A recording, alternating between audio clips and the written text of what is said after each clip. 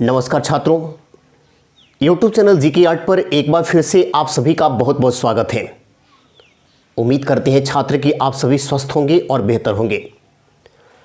आप अपनी पढ़ाई के सिलसिले को लगातार बनाए हुए हैं, क्योंकि जो भी वीडियो मैं डाल रहा हूं उसके द्वारा जो रिस्पॉन्स मिल रहा है उससे ये मालूम चल रहा है कि आप भले ही कोरोना का संक्रमण काल चल रहा है लेकिन अपने स्टडी को बंद नहीं किए हैं। ये बहुत अच्छी बात है, क्योंकि आप जब तक रिदम में नहीं रहेंगे तब तक सफलता मिलने का चांस बहुत ही कम रहेगा। आज आइए अपने इस YouTube चैनल के माध्यम से बायोलॉजी के ही एक और लेसन की शुरुआत करें। आज का जो मेरा चैप्टर है वो चैप्टर है एंडोक्राइन सिस्टम, अर्थात अंतःस्रावी तंत्र। और ये चैप्टर मुझे इसलिए पढ़ाने की आवश्यकता पड़ी क्योंकि इसके पहले मैं डाइजेस्टिव सिस्टम को कंप्लीट करा चुका हूं। और डाइजेस्टिव सिस्टम में मैंने आपको बताया था कि हमारे शरीर में भोजन का पाचन किस तरह से होता है। हमारे शरीर में भोजन का पाचन कराने के लिए बहुत सारे ऑर्गन होते हैं। उस ऑर्गन में जब फूड पार्टिकल्स पहुंचता है तो उस ऑर्गन से संबंधित जितने भी ग्लैंड्स होते हैं वो ग्लैंड्स विभिन्न प्रकार के जूस या एंजाइम को निकालकर उस फूड पार्टिकल्स का पाचन करते हैं। तो ऐसे एंजाइम या जूस निकालने वाले जो ग्लैंड्स हैं या हमारे शरीर में कुछ ऐसे शारीरिक परिवर्तन होते हैं जिन शारीरिक परिवर्तन को कराने के लिए हार्मोन जिम्मेवार होते हैं, वो हार्मोन भी किसी न किसी ग्लैंड से निकलते हैं। तो चूंकि मैं डाइजेस्टिव सिस्टम से संबंधित सारी ग्लैंड्स के बारे में चर्चा कर चुका हूं, लेकिन वैसे ग्लैंड्स जो हार्मोन निकालते हैं उनकी चर्चाएं मैं नहीं किया हूं। इसलिए आज आवश्यकता है कि मैं इस चैप्टर को पढ़ाऊं, क्योंकि इसी से रिलेटेड ये चैप्टर है। और साथ ही साथ मैं आपसे ये भी कहना चाहूँगा कि अब आपकी इंतज़ार की घड़ियाँ भी समाप्त होगी। आपने लंबे समय से ये मांग कर रखा था कि सर पॉलिटी की क्लास को भी स्टार्ट कीजिए। तो जैसे ही मेरा ये एंडोक्राइन सिस्टम बायोलॉजी का समाप्त होगा उसके बाद मैं पॉलिटी की क्लास भी शुरू कर दूंगा, क्योंकि इस चैप्टर को कंप्लीट करने के बाद आज बायोलॉजी लगभग 50% समाप्त हो जाएगा। तो आइए आज हम एंडोक्राइन सिस्टम की चर्चा करें, इस चैप्टर के बारे में जाने कि ये चैप्टर क्या है। एंडोक्राइन सिस्टम, जिसको हम कहते हैं अंतःस्रावी तंत्र। पहले इस चैप्टर के मतलब को समझिए कि ये चैप्टर कहता क्या है। हमारे शरीर के अंदर बहुत सारे ऐसे ऑर्गन हैं जिन ऑर्गन के द्वारा जूस, एंजाइम या हार्मोन को बनाया जाता है। ऐसे अंग जो जूस, हार्मोन या एंजाइम को बनाने का कार्य करते हैं उन अंगों को हम ग्लैंड्स कहते हैं, ग्रंथियां कहते हैं। तो हमारे शरीर में बहुत सारी ऐसी ग्रंथियां हैं जिन ग्रंथियों के माध्यम से जूस, एंजाइम और हार्मोन निकलता है। ऐसे सभी ग्रंथियों के परिवार को एंडोक्राइन सिस्टम में रखा गया है। तो हमको इस एंडोक्राइन सिस्टम के अंतर्गत उन सारी ग्रंथियों के बारे में पढ़ना है जो जूस, एंजाइम या हार्मोन को निकालने के कार्य को करते हैं। तो सबसे पहले मैं आपको बता दूं कि हमारे बॉडी के अंदर जो जूस, एंजाइम और हार्मोन बनता है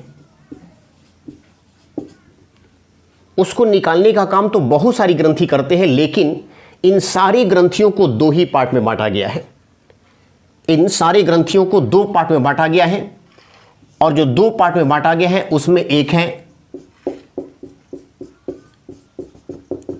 एक्सोक्राइन ग्लैंड और दूसरा है एंडोक्राइन ग्लैंड। एक्सोक्राइन ग्लैंड को हम कहते हैं बहिस्रावी ग्रंथि,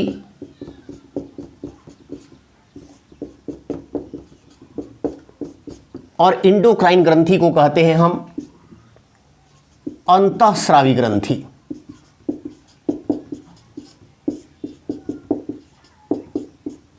तो ये दो टाइप के ग्लैंड्स होते हैं और इन्हीं दो टाइप के ग्लैंड से हमारे बॉडी के अंदर या तो जूस निकल आता है या एंजाइम निकल आता है या हार्मोन निकल आता है। तो यहां पर देख लें आप, ये जूस और एंजाइम को निकालने का कार्य, जूस और एंजाइम को निकालने का कार्य एक्सोक्राइन ग्लैंड्स करते हैं। सो एक्सोक्राइन ग्लैंड्स होते हैं, उनके द्वारा जूस और एंजाइम को रिलीज किया जाता है। ठीक उसी प्रकार से जो इंडोक्राइन ग्लैंड्स होते हैं, उनके द्वारा हार्मोन को निकालने का कार्य किया जाता है। तो ये हार्मोन को निकालने का काम करते हैं। अब इस दोनों ग्लैंड्स के अगर हम कार्यों को देखें तो ध्यान रखिएगा, इस जूस और एंजाइम का कार्य सिर्फ भोजन के डाइजेशन से है। यानी कि भोजन के डाइजेशन के प्रोसेस को होने के लिए हमारे बॉडी के अंदर जूस और एंजाइम का रिलीज होना बहुत ही ज़रूरी है और इसको रिलीज करने का काम करते हैं एक्सोक्राइन ग्लैंड्स। अब चूंकि डाइजेस्टिव सिस्टम में चैप्टर को पढ़ा चुका हूं, तो वहां पर मैंने इस जूस और एंजाइम के निकालने वाले सारे ग्लैंड्स के बारे में एक एक करके चर्चाएं कर दी थी। लेकिन जो ग्लैंड्स हार्मोन निकालते हैं, इस हार्मोन का काम डाइजेशन के प्रोसेस से बिल्कुल नहीं है।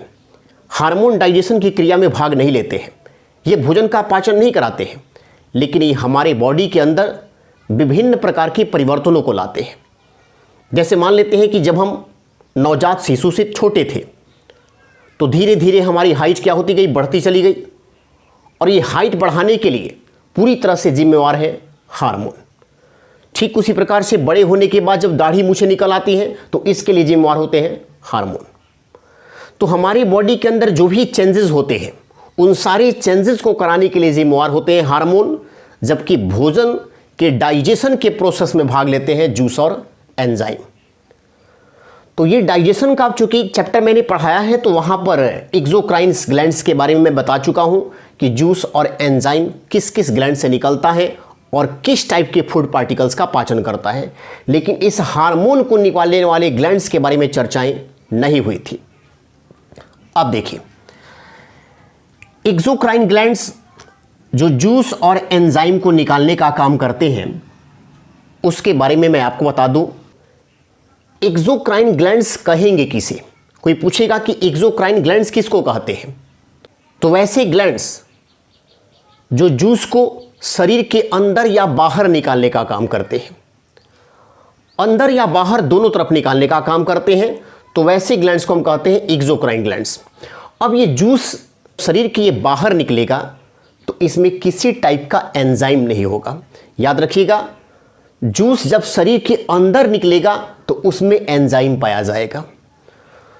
तो उन ग्रंथियों को जो जूस को निकालने का काम शरीर के अंदर या शरीर के बाहर करते हैं, उसे हम एक्सोक्राइन ग्लैंड्स कहते हैं। ऐसे जूस में एंजाइम पाए जाते हैं। अगर ये जूस बाहर निकलेगा तो इसमें एंजाइम नहीं होगा, अगर ये जूस शरीर के अंदर निकलेगा तो इसमें एंजाइम होगा। जैसे मान लेते हैं कि टीयर, नाम सुने होंगे आप, टीयर आंसू। तो जो आंसू निकलते हैं वो आंसू हमारे शरीर के अंदर बनते हैं, उसको शरीर के अंदर से निकला जाता है, लेकिन वो कहाँ निकल कर जाता है? बाहर क्यों निकल कर जाता है? आंसू बाहर की तरफ गिरते हैं। तो इसका मतलब ये है कि बनाया तो अंदर जाता है, लेकिन ये बाहर जा रहा है। तो जब भी वो बाहर जाएगा तो उसमें एंजाइम नहीं पाया जाएगा। इसका मतलब ये हो गया कि आंसू पूरी तरह से केवल क्या है? जूस है। आंसू केवल जूस है। चूंकि यह निकालने का काम लैक्राइमल ग्लैंड करता है, जिसको हम टीयर ग्लैंड कहते हैं, जो आंखों में पाया जाता है, इसीलिए टीयर ग्लैंड एक्सोक्राइन सिस्टम का एग्जाम्पल होगा। तो अगर जूस शरीर के अंदर निकलेगा तब तो उसमें एंजाइम पाया जाएगा, लेकिन अगर ये जूस शरीर से बाहर निकलेगा तो उसमें एंजाइम नहीं पाया जाएगा। लेकिन चाहे वो शरीर के अंदर निकले या बाहर निकले जूस, उसको निकालने वाले ग्लैंड्स को क्या कहते हैं? एक्सोक्राइन ग्लैंड्स कहते हैं।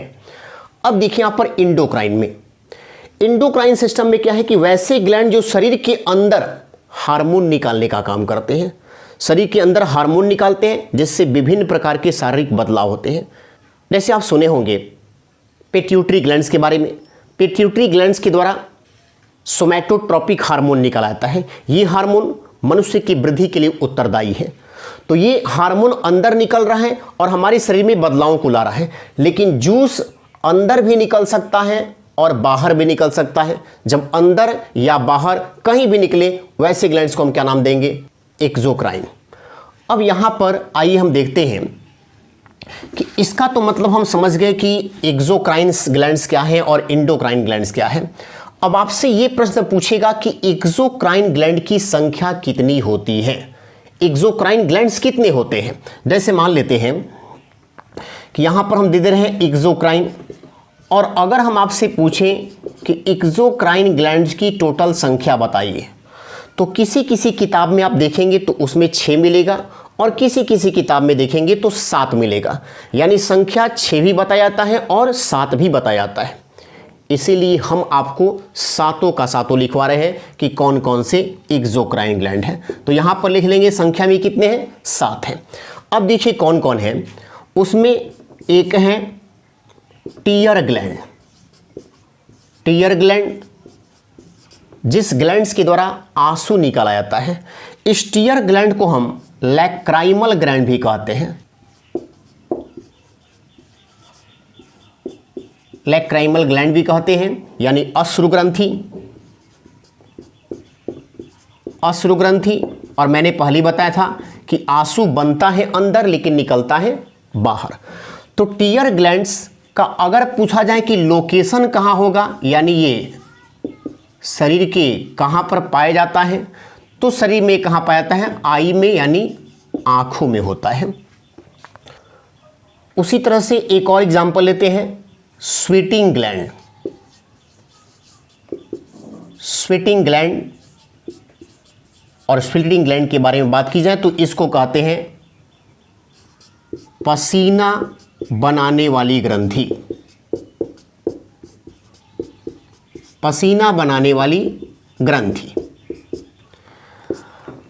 अब ये स्वेटिंग ग्लैंड्स कहाँ होता है? तो ये पाया जाता है, इसका लोकेशन स्किन में, यानी ये हमारे शरीर के चमड़े के अंदर होता है। बहुत सारे स्वेटिंग ग्लैंड्स होते हैं जो पसीना को निकालने का काम करते हैं। तो पसीना भी देखेंगे शरीर के अंदर बनता है लेकिन बाहर निकलता है। तो जब ये बाहर निकला तो केवल ये जूस है, इसमें एंजाइम नहीं है। तो अगर कोई पूछा जाए कि स्वेट यानी जो पसीना है उसको जूस में रखेंगे या एंजाइम में रखेंगे, तो आप क्या बताएंगे? इसको जूस में रखेंगे, क्योंकि यह शरीर के बाहर एक्सक्रीट आउट हो रहा है। उसी तरह से तीसरा ये एग्जाम्पल लेते हैं, एक लीवर।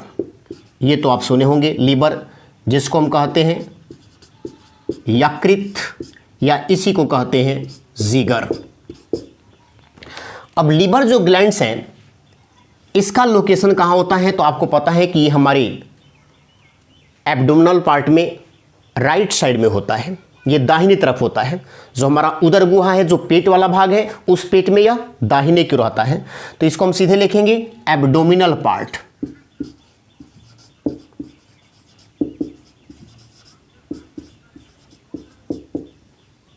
उदर गुहा, हिंदी में इसको नाम देते हैं उदर गुहा।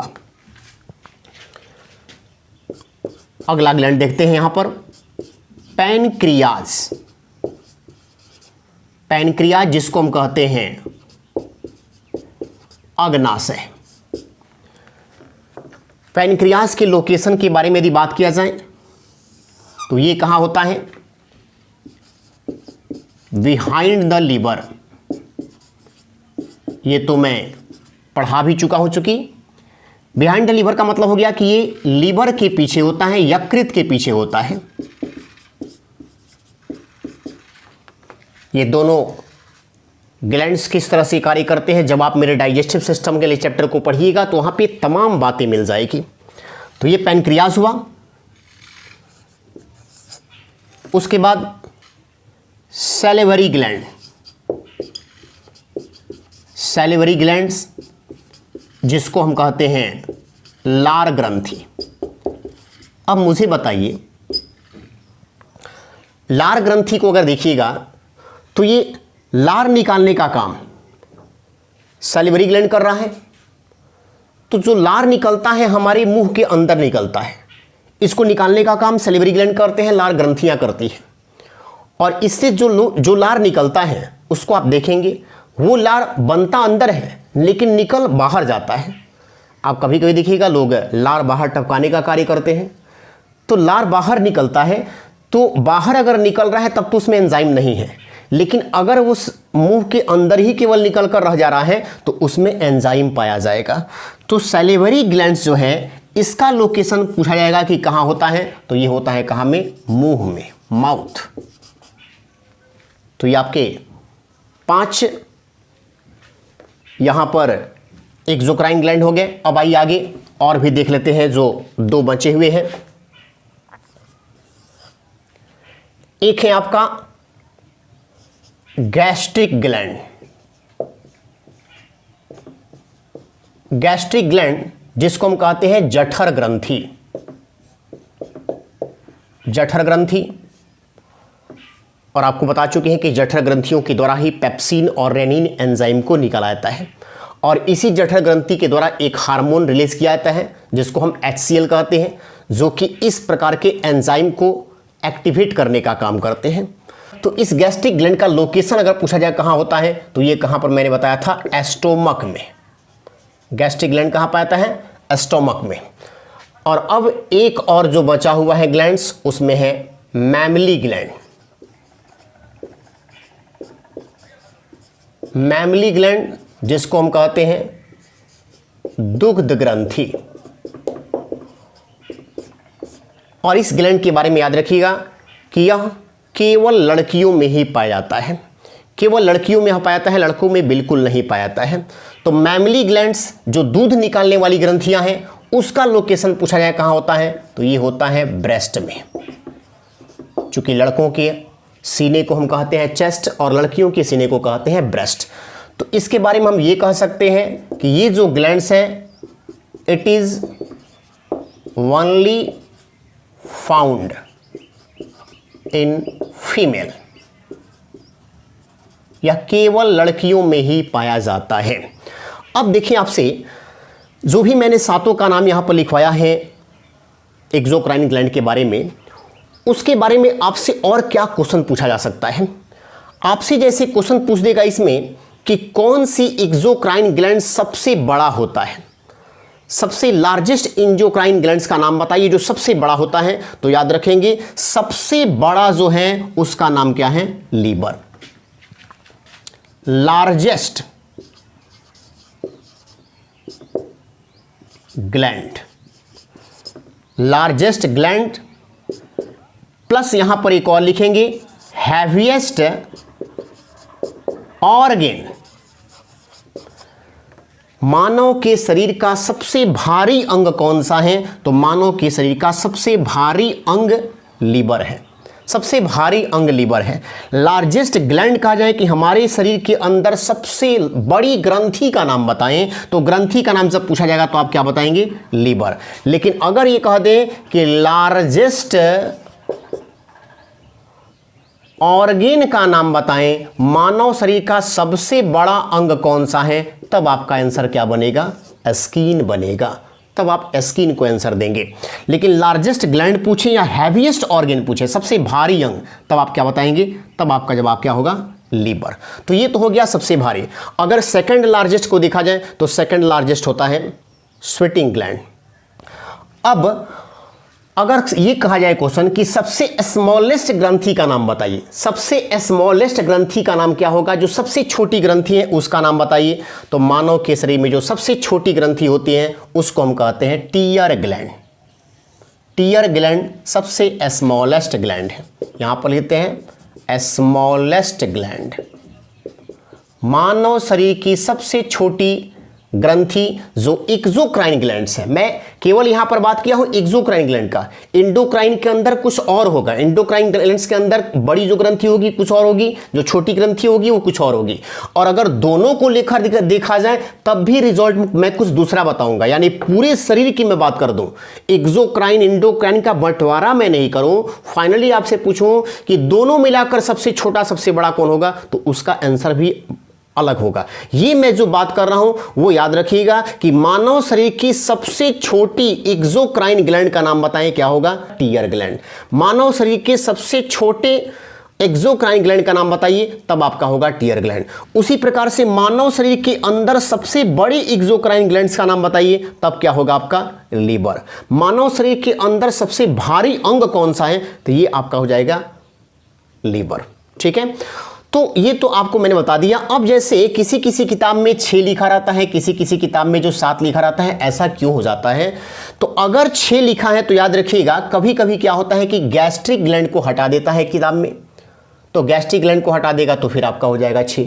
और किसी किसी किताब में क्या करता है, मैमली ग्लैंड को हटा देता है, जब मैमली ग्लैंड को भी हटाएगा तब भी आपका आंसर कितना होगा, 6। तो मैंने 7 के बारे में चर्चा यहां पर कर दी है। अब अगली क्लास में हम इंडोक्राइन ग्लैंड्स के बारे में पढ़ेंगे कि इंडोक्राइन ग्लैंड्स कितने टाइप के होते हैं। क्योंकि एक्सोक्राइन ग्लैंड्स के जो भी ग्लैंड्स हैं इसके बारे में मैं चर्चा कर चुका हूं, ये पाचन में सब भाग लेते हैं और पाचन वाले चैप्टर को मैं पढ़ा चुका हूं, तो मुझे इसको पढ़ाने की आवश्यकता नहीं है। मैंने सिर्फ यहां पर लिखवा दिया है कि कौन कौन से ग्लैंड्स हैं और उस ग्लैंड का लोकेशन कहां होता है। लेकिन पूरी तरह से एंजाइम वगैरह कौन कौन निकालते हैं ये सब आप मेरे डाइजेस्टिव सिस्टम को जब देखेंगे तो वहां पे आपकी बातें क्लियर हो जाएगी। अब हम अगले क्लास में इंडोक्राइन ग्लैंड्स के तहत जो भी हार्मोन निकाले जाते हैं वो हार्मोन कौन कौन सा निकलता है, किस हार्मोन के द्वारा कौन सा शरीर में कार्य किया जाता है, इस तमाम बातों को बताएंगे। तो बने रहिए आप मेरे YouTube चैनल के साथ, अधिक से अधिक दोस्तों के बीच मेरे वीडियोज को शेयर करते रहिए। और यदि आप सब्सक्राइब नहीं किए होंगे तो चैनल को सब्सक्राइब करना भी नहीं भूलेंगे। धन्यवाद।